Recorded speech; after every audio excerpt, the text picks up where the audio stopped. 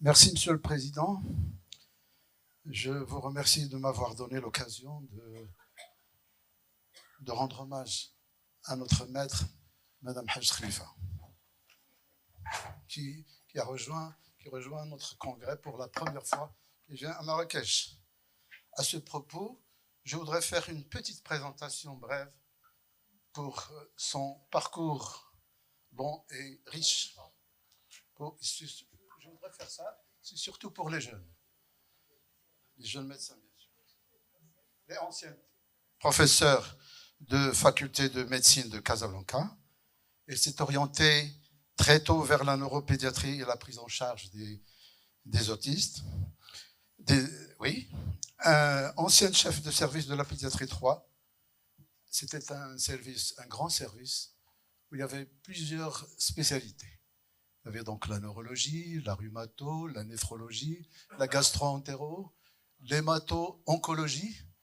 Et il y avait donc une équipe, c'était une équipe très importante, cette équipe. On a travaillé avec eux, avec Madame Miko, Madame Omlil, Monsieur Sbehi, Monsieur Abqari, bien sûr, et Madame Hachim. Allah yarhamha.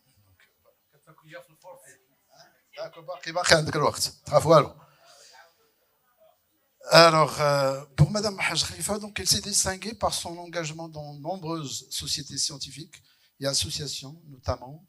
Elle était ancienne présidente de la Société marocaine de pédiatrie, SNP, pour un certain moment.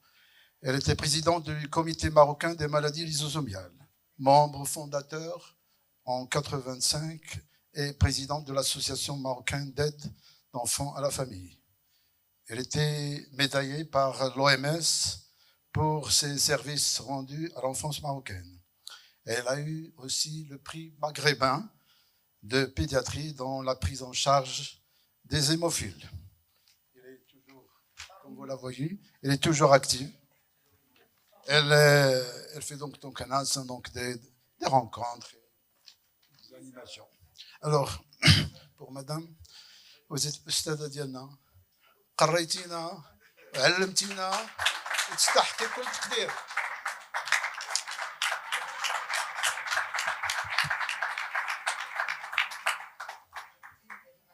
Quant au docteur Bouhmouch, président de la PELIP, Association de pédiatrie de libre pratique de la wilaya de Rabat, et membre très actif de la Société marocaine de pédiatrie, SMP, aux côtés du docteur Afilal, à qui nous rendons hommage également.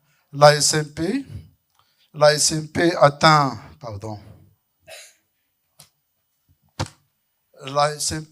a atteint son niveau important, surtout en faisant jumelage de son congrès avec les congrès des associations régionales. Et également, elle est devenue d'un intérêt mondial puisqu'elle compte organiser le congrès mondial de pédiatrie de Marrakech en 2029. C'est bon. Merci beaucoup. Merci, cher ami. J'ai un honneur d'avoir une sommité avec moi pour commanderer cette table. Je suis Zannakt. Donc c'est un plaisir, un réel plaisir. Et merci beaucoup pour cette présentation vraiment très touchante. Je passe la parole au président de la Société marocaine de neurologie pédiatrique, professeur Madani, un ami de longue date, Merci beaucoup. Neuropédiatre, qui va nous parler de l'initiation du traitement antiépileptique. Donc, tu as 20 beaucoup. minutes. Il faut remettre le chrono. Il faut remettre le chrono. C'est bon, c'est fait. Donc, je commence par remercier notre cher ami Katif. Donc, on connaît depuis maintenant 31 ans, comme a dit le matin Barakat, Amina. Et ce que je garde, moi, en plus, c'est tu étais le seul, je pense, pédiatre en formation qui a résisté pendant 6 mois, que tu as gardé le même sourire, le stage d'Imoulay la réanimation. Donc, tu étais le seul qui... Voilà. Donc là, pour parler donc de l'initiation du traitement, rapidement, on ne peut pas traiter avant de définir. Donc d'abord, une convulsion, ce n'est pas une épilepsie. Un enfant qui a de la fièvre et qui convulse, c'est une convulsion fébrile, donc on ne va pas traiter comme épilepsie. Je pense qu'il faut rapidement faire le diagnostic donc de syndrome épileptique, qui est une association entre la clinique, le gel, l'IRM, donc tout ce qui entoure cette convulsion pour s'orienter vers tel ou tel type d'épilepsie. Donc normalement, il y a un équilibre stable, nidam jamil comme on dit, entre un système excitateur à base d'asparate et de glutamate et un système qui inhibe l'excitabilité cérébrale qui est à base de l'acide gamma-aminobutyrique, système GABA. Et quand il y a un déséquilibre, eh ben, il y a donc la balance qui tire vers l'excitabilité et donc vers les convulsions. Donc là, ce n'est pas très, très compliqué. Donc, nous avons un système de boutons présynaptiques. Donc là, c'est le neurone. Là, c'est des boutons présynaptiques. Eh ben, les deux neurotransmetteurs que je viens donc de citer, ils passent du bouton vers le neurone et à travers des canaux sodium, là par exemple, canaux sodium-calcium, canaux chlore, donc vers le neurone. Tout ce qui est chargé positivement, ça donne l'hyperexcitabilité. Tout ce qui est chargé négativement, ça donne donc le contraire. Et puis au niveau des astrocytes, il y a la reformation donc de ce système GABA et de ce système d'aspartate. Donc, comme on vient de le voir, donc les canaux potassium dépendent du voltage. Et là, donc je démarre d'emblée par l'action de ces antiépileptiques. Donc, les canaux sodium sont bloqués par la phénétoïne, carbamazepine, valproate, topiramate, lamotrigine. Le calcium, la même chose, l'éthosuximate, lamotrigine, gabapentin, valproate. Et il y a une augmentation du système donc GABA, qui est donc soit par inhibition de la dégradation, c'est la vague vigabantin, par inhibition de sa capture ou par augmentation de sa libération, chose qui est importante. On voit à chaque fois donc le valproate, qui est la dépakine. Donc le valproate, c'est un antiépileptique à large spectre. Donc, avant de poser le diagnostic et de traiter, il faut faire donc un diagnostic différentiel. Dans la pratique de chaque jour, on voit beaucoup d'enfants qui sont traités pendant 2 ans, 3 ans, alors qu'ils ne présentent pas d'épilepsie. Ils ont fait autre chose, ou bien ils ont fait une seule crise, ou bien on traite un électroencéphalogramme. Alors, l'enfant ne fait pas d'épilepsie, donc il faut faire très attention. Les diagnostics les plus fréquents, les tribulations, surtout chez les nouveau-nés, les myoclonies du sommeil, passage du stade 2, stade 3 du sommeil, le syndrome d'Ossondifère, on en voit beaucoup, c'est le reflux gastro-œsophagien, les myoclonies avec des crises d'intolérance, les myoclonus avec sommeil profond du nouveau-né et surtout donc le problème du malaise qui nous pose un grand problème. Donc là, je l'ai pris comme exemple donc pour ne pas traiter rapidement. Donc j'ai reçu cet enfant qui a eu 2 IRM cérébrales, médulaires et tout. Et puis il était en phase d'exploration. Pourquoi? Parce qu'il ne marche pas. Et quand on le voit rapidement, ces enfants, quand ils marchent sur les fesses, donc en fait, ils ne sont pas malades. Il faut attendre maintenant cet enfant qui ne s'arrête pas de courir dans la salle d'attente. Donc, si vous voyez, donc, comme quoi, donc il faut connaître les choses avant de traiter. Donc là, c'est une épilepsie, c'est pas une épilepsie, pardon. Ce qu'on appelle les crises masturbatoires. Il ne faut pas les traiter. Sont assez fréquentes, on les voit fréquemment. Donc, vous voyez les mouvements donc, des jambes et du bassin, c'est très fréquent. Donc là, la même chose. Donc, c'est des crises masturbatoires, il ne faut pas traiter, ce n'est pas de l'épilepsie. Donc là, c'est des tribulations. Donc, vous voyez, donc on pose la main dessus, les mouvements s'arrêtent. Donc, quand on arrive à arrêter ces crises avec les mains, donc ça veut dire que c'est des trémulations. Donc là, la même chose, voilà, ça s'arrête. Là, c'est ce qu'on appelle les phénomènes de Moiré. C'est des enfants qui arrivent à déclencher ces mouvements oculaires à partir de l'autostimulation visuelle. Et c'est très fréquent chez les enfants autistes. Donc, ce ne sont pas des crises d'épilepsie, ce ne sont pas des absences. Là, le diagnostic différentiel, surtout les absences. Là, ce qu'on appelle le spasmus nutens, ou le hochement donc, de la tête avec des mouvements contradictoires au niveau des des yeux. Donc là, c'est un enfant qui présente des mouvements choréo-athétosiques, donc ce n'est pas de l'épilepsie.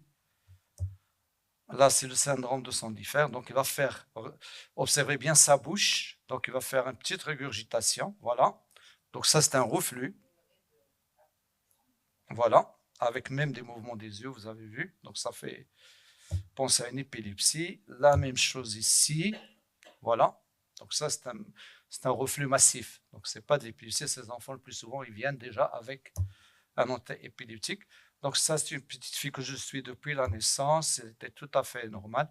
Et puis là, 20 jours après l'accouchement de sa maman, il commence à faire ses mouvements. Donc on pensait que c'est de l'épilepsie. En fait, c'était des tics. Il a développé des tics réactionnels après.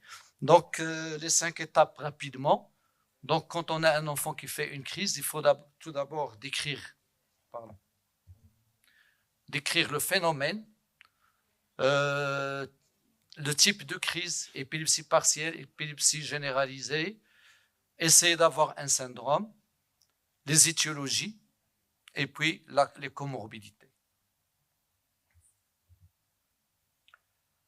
Et la démarche diagnostique du syndrome, soit qu'on a une épilepsie tout court, il n'y a rien d'associé, et dans ce cas, c'est ce qu'on appelle les épilepsies idiopathiques. Maintenant, on les appelle épilepsie génétique présumée. Soit l'épilepsie, c'est une complication d'une autre maladie. L'enfant qui fait une méningite, après, il démarre une épilepsie. Soit l'épilepsie s'intègre dans un grand syndrome, par exemple, le Bourneville, l'ex-fragile, certaines maladies métaboliques. Si on ne trouve rien, généralement, c'est les grandes encéphalopathies comme le Lennox-Gastaut, syndrome POX. Donc là, nous avons une classification qui nous rend énormément de services. Où de ce côté, on a les épilepsies focales, de l'autre côté, les épilepsies généralisées. En haut, les épilepsies sans cause idiopathique. Il ne faut pas demander d'IRM ici. Et généralement, ce sont de bons pronostics. Et en bas, donc, il y a une origine. Donc là, c'est la nouvelle classification. C'est pratiquement la même chose. Donc, l'orientation diagnostique d'interrogatoire, ça va de soi. Et il faut savoir que le cerveau, la peau et les yeux viennent tous de l'ectoderme.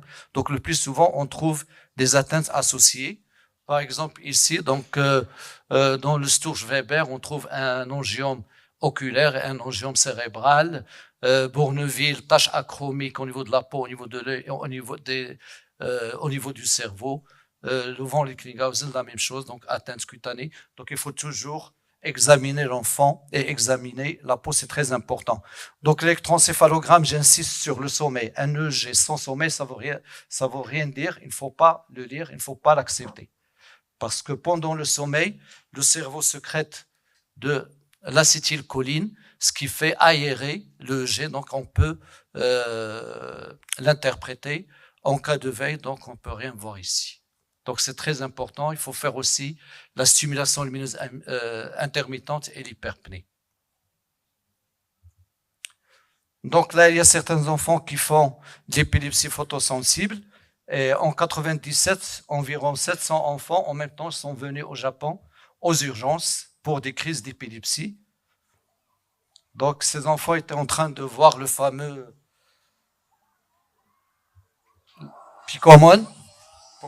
Pokémon. Voilà, c'est à ce moment, donc là c'est l'effet pattern, c'est à ce moment que les enfants donc ont fait leur crise parce qu'ils ont une épilepsie photosensible. Donc là, l'IRM, malheureusement, chaque enfant qui fait une épilepsie vient avec une IRM. Il faut savoir que plus de 70% des cas, on n'a pas besoin d'IRM. Donc toutes ces épilepsies n'ont pas besoin de demander une IRM, elle est toujours normale. Épilepsie myoclonique, les absences, les épilepsies partielles, rolandiques par exemple. Donc là, c'est une épilepsie absence. Donc sur l'EEG, les pathognomoniques, début aigu, fin aigu, 3 cycles secondes, donc on ne rate pas. On peut demander à l'enfant de lui faire l'hyperpnée au cabinet, il va déclencher sa crise devant vous. Donc là, c'est la même chose, une épilepsie, mais là avec des mouvements associés, mais ça reste toujours 3 cycles secondes sur l'EEG. Donc là, le traitement, l'idéal, c'est de donner du Zarontin. Malheureusement, on ne l'a pas. Donc, on démarre par l'acide valproïque qui est efficace, mais malheureusement qui peut avoir certains effets secondaires, maintenant surtout sur le cognitif de l'enfant. Sinon, on donne donc de la lamotrigine. Donc, le zarontin, je vais pas m'étaler sur les doses, tout ça, donc je peux vous passer après parce que on n'a pas encore on n'a pas beaucoup de temps. Donc, Dépakine, j'insiste sur la prise en 3 fois, pas en 2 fois. Je reçois des enfants avec la dose normale pour le poids, mais répartie en 2 fois, et l'enfant fait une crise entre les deux. Donc, la même dose, c'est 30 mg kilo, mais répartie en 3 fois. Chez l'adulte, c'est en 2 fois. L'amygdale, elle est très très bon anti-épileptique. On peut l'associer à la dépakine, mais en associant, on doit réduire la dose parce qu'il y a un risque d'allergie. Ces médicaments anti-épileptiques aggravent les épilepsies absentes. Il ne faut pas les donner. Donc là aussi, je ne vais pas les lire, mais je vais vous les passer. Indicatif. Les absences myocloniques sont des absences plus sévères et peuvent engendrer une encéphalopathie. Et là, la même chose, c'est le zarontin, dépakine, l'amygdale. Donc, les épilepsies myocloniques, myo, c'est muscle, clonique, c'est le mouvement. Le traitement, c'est l'acide valproate-dépakine, Keppra, Rivotril en premier. Le plus souvent, ça marche. Sinon, nous avons l'amygdale, l'épitomax et le zonégran. Donc, le Keppra, les doses, c'est un médicament qui nous rend énormément de service, surtout dans les états de mal. Le Rivotril, c'est un très bon médicament, mais malheureusement, il a des effets secondaires. Là, c'est les médicaments qu'il ne faut pas traiter, donner pendant les myoclonies. Et quand on a des malades ou des enfants qui arrivent en réanimation, malheureusement, on trouve le plus souvent la main du médecin prescripteur qui est pour quelque chose. Les crises tonico-cloniques généralisées. Donc là, la dépakine, Keppra, l'amygdale, épitomax, Cosapat ou la cosamide, mais elle est commercialisée au Maroc maintenant. Donc, on a beaucoup de choix. Donc, les posologies, on passe. Donc là, la même chose, les médicaments qui peuvent aggraver les crises. Les syndromes de West, avec les spasmoflexos, la régression des acquisitions, le G, qui montre une hypsarythmie. Donc là, les corticoïdes, il faut les donner. C'est très important si la famille ne peut pas avoir le Sabril ou le Vigabatrin. Et surtout pour la sclérose tubereuse Bourneville, le Vigabatrin a vraiment changé le pronostic de ces enfants. Voilà. Donc là, c'est les posologies du Vigabatrin. La même chose, en cas d'alternative, on peut donner autre chose. Ça, c'est très important, c'est le traitement des corticoïdes. Donc, on donne 1 mois de traitement. Donc, là aussi, c'est un schéma à avoir au cabinet à côté du médecin. Donc, c'est un schéma, il faut le suivre.